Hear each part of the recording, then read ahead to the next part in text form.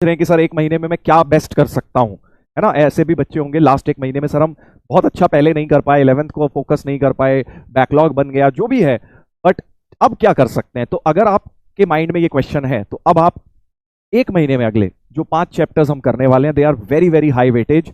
कौन कौन से 5 chapter? Definite integral, area under the graph, या फिर एप्लीकेशन ऑफ इंटीग्रल भी बोल सकते हो उसे आप, या और डिफरेंशियल इक्वेशन चैप्टर नंबर 3, फिर 4th vector, 5th 3D and 6th probability. 6 chapter ये मान लो। इन 6 चैप्टर्स की अगर आप कंबाइंड वेटेज देखोगे तो मेरे ख्याल से 12 क्वेश्चन से ऊपर हो जाएगी। देख लो, डेफिनेट इंटीग्रेशन के जनरली, मेंस की बात कर रहा हूं, 2 सवाल, एडवांस में भी, मेन और एडवांस, ठीक है। एडवांस में भी 2 क्वेश्चन इस साल भी आए हैं 2025 में, ठीक है। एरिया का 1 सवाल इसमें, 1 सवाल इसमें, छोटा सा चैप्टर। डिफरेंशियल इक्वेशन 2 सवाल इसमें और 2 सवाल इसमें। दिखा दूंगा तुम्हें इस साल के पेपर में भी 2 क्वेश्चन डिफरेंशियल इक्वेशन जैसे छोटे चैप्टर के। प्रोबेबिलिटी का 1 से 2 क्वेश्चन इसमें, 2 से 3 क्वेश्चन एडवांस में आते हैं। 3 क्वेश्चन एडवांस में, जी हाँ बेटा, 3 भी आए हुए हैं। लास्ट 2025 में 2 आए थे, बट उससे पहले आप 2022-23 के पेपर देखेंगे, 3 सवाल मिल जाएंगे प्रोबेबिलिटी पे। उसके अलावा क्या बोला मैंने? वेक्टर बोला। वेक्टर एक छोटा सा चैप्टर है, 1 क्वेश्चन इसका, 1 इसका, या वेक्टर एंड 3D भी बोल दो, चलो 3D में भी 1 क्वेश्चन इसमें, 1 से 2 क्वेश्चन इसमें भी आ जाते हैं। इन दोनों का मिला के आप ये समझ लो 2 से 3 क्वेश्चन इसमें होंगे, और इसमें भी 2 से 3 क्वेश्चन होंगे बेटा, ठीक है। तो अब आप खुद देख लीजिए ये 6 चैप्टर्स की वेटेज कितनी ज्यादा है।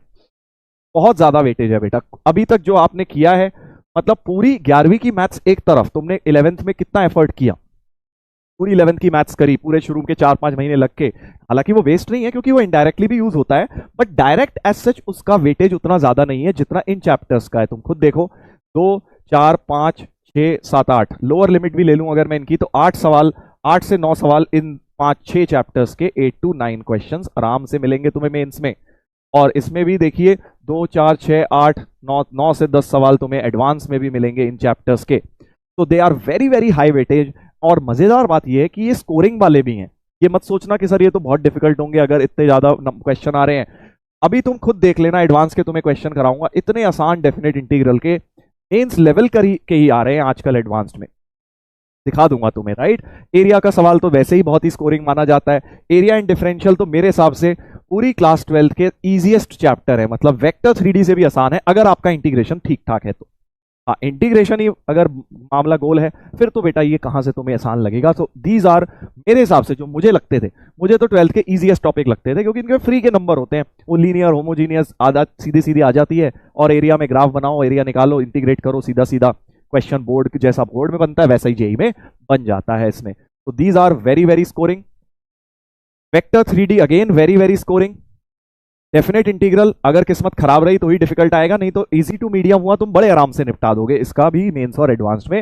हाँ, प्रोबेबिलिटी में 2 से 3 जो सवाल आते हैं मिक्स कैटेगरी के आते हैं, एक बहुत आसान, एक मीडियम और एक बहुत हाई फाई। जब 3 सवाल आते हैं प्रोबेबिलिटी के तो ऐसा ही पैटर्न देखा गया एडवांस्ड में, 2 आते हैं तो एक इजी एक मीडियम आ जाता है।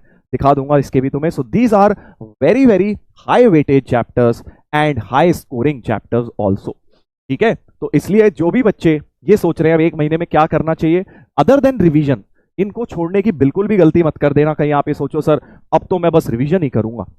तो इसके बाद जो बचेंगे चैप्टर जैसे स्टैटिस्टिक्स वगैरह कॉम्प्लेक्स, उसमें मैं फिर भी तुम्हें बोल रहा हूं चलो कोई बात नहीं, अगर समय नहीं हो तो रिवीजन को पहले प्रायोरिटी देना, बट यहां तक बेटा आपको रिवीजन के साथ साथ इन नए चैप्टर्स को भी प्रायोरिटी देनी है, ठीक है।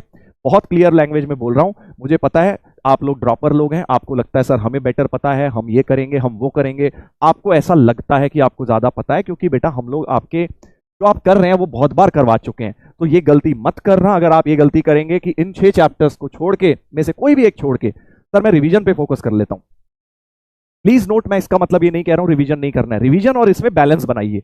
इसके बाद फिर भी मैं आपको बोलूंगा कि चलो जो बचा है आप वो चाहे अप्रैल वाले मेन से पहले कर लेना, बट एटलीस्ट इतना तो करो ही करो।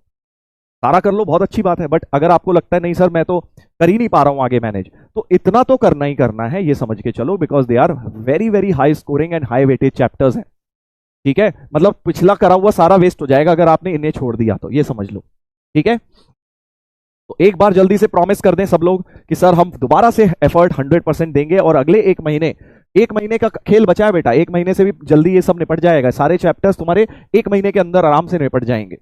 ठीक है, तो जल्दी से अब आप मुझे प्रॉमिस कर दीजिए सर हम इनमें से कोई चैप्टर नहीं छोड़ेंगे, अपना 100% देंगे, because they are the most important chapters for JEE preparation.